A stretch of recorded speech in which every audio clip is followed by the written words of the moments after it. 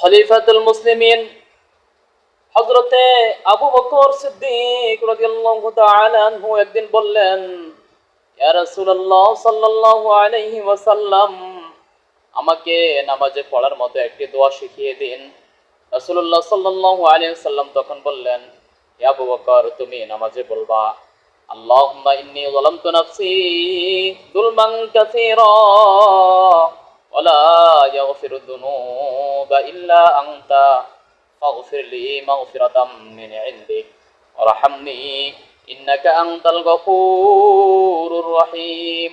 আল্লাহুম্মা ইন্নী যালামতু নাফসি যুলমান কাসীরা, হে আল্লাহ, আমি আমার উপর অধিক পরিমাণে জুলুম করে ফেলেছি।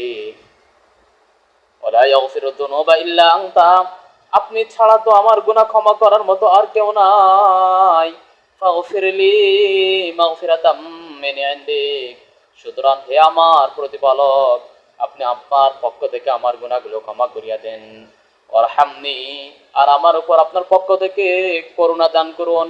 ইন্নাকা আনতাল গফুরুর রহিম, নিশ্চয় আপনি গুনাহ ক্ষমাকারী ও পরম করুণাময় আল্লাহ।